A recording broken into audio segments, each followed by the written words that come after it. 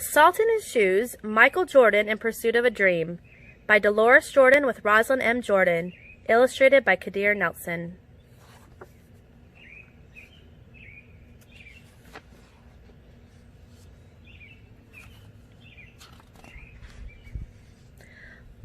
Michael Jordan loved to play basketball.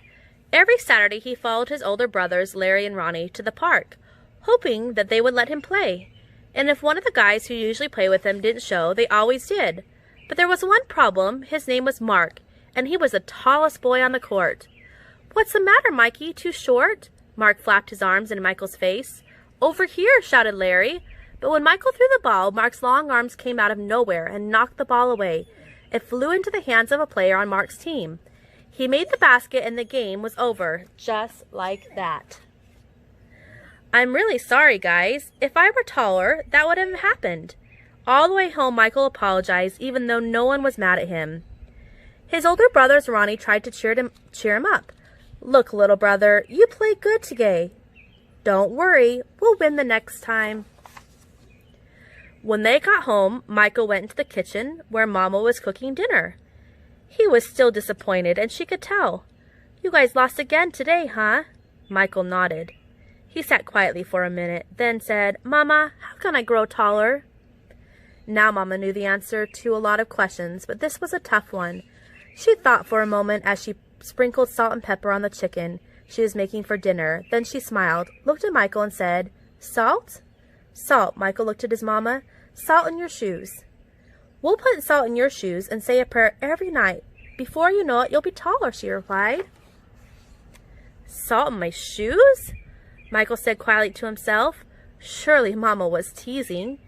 He sat staring out the window, trying to figure out how salt was going to help him grow. He noticed the rose bushes outside Mama's garden.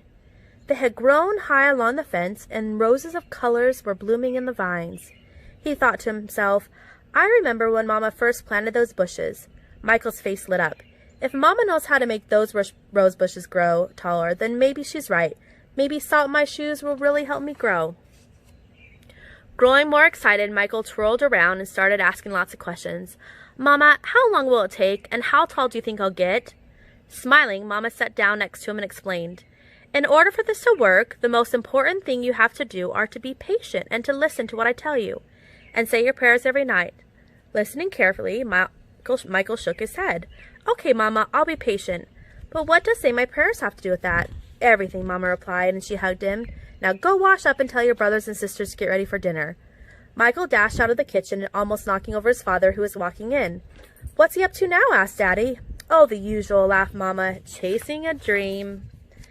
Later during dinner, Mama noticed that Michael was barely eating anything. He was already daydreaming about being taller. "Michael, first things first. You won't grow if you don't eat, especially your vegetables," Mama said. "But I'm not really hungry," he said. Raising her eyebrows, Mama gave him a stern look. Slowly, Michael picked up his fork and began to eat. Minutes later, his plate was clean, and he is asking for more. That evening at bedtime, Michael sat his favorite game shoes on the floor next to his growth chart hanging on the wall, then put on his pajamas, said his prayers, and jumped into bed.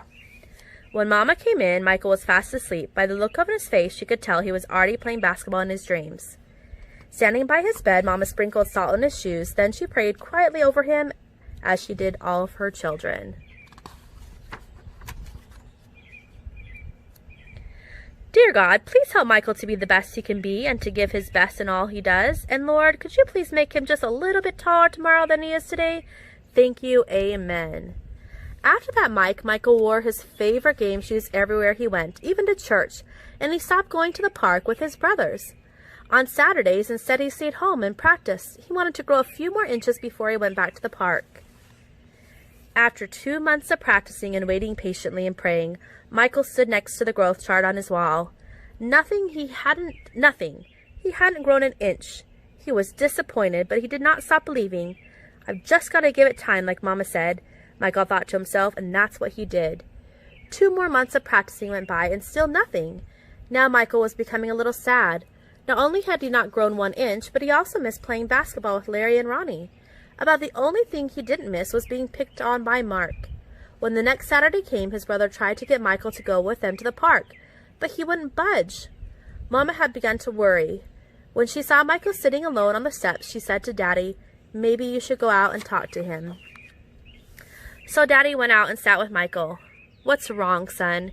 You haven't gone to the park with your brothers for a while now. Are you okay?" Michael didn't say anything at first. Then he looked at Daddy and said, "I thought I'd be at least a few inches taller by now. I did everything Mama told me to do, but nothing happened." "Michael, why do you want to be taller?" Daddy asked. "If I were taller, I'd be a great player and I could help our team win," Michael answered. "But you are a great player, son. And you already have everything it takes to be a winner right in here." Daddy tapped Michael on his chest. "Being taller may help you play a little better, but not as much as practice, determination, and giving your best will. Those are the things that make you a real winner." Michael thought about what Daddy had said for a minute. Then suddenly he jumped up and took off. "Where are you going?" Daddy yelled after him. "I've got a game today, and I'm late," Michael yelled back. When Michael reached the park, the game had started. He sat on the bench hoping he would get a chance to play, and he did. The game was almost over, and the score was tied when John, one of the guys on Michael's team, fell and hurt himself. Here was Michael's chance. Michael joined his team in the huddle as they gathered on the sideline for a timeout. "Okay, the game is tied. All we need is 1 point. Who wants to take the shot?" Ronnie asked. He looked in Michael's direction. Feeling more confident than ever, Michael said, "I'll do it." When the whistle blew and the game began, Mark began to pick on Michael as usual. "Still trying to play with the big boys, huh?" Mark taunted. But Michael paid no attention. Taller or not, he had been practicing, and today he was determined to win. Larry threw the ball inbound to Michael. Michael caught it, bounced it for a moment, and then took off running. As he approached Mark, Michael shifted to his right. Mark followed, but while he was still shifting, Michael spun to his left. He stepped behind Mark and shot. The ball arced far above his opponent's hands and fell silently through the hoop. 2 points. The game was over. Michael's team had won. It was just as Michael had dreamed. When he realized what he had done, Michael took off running and didn't stop until he reached home.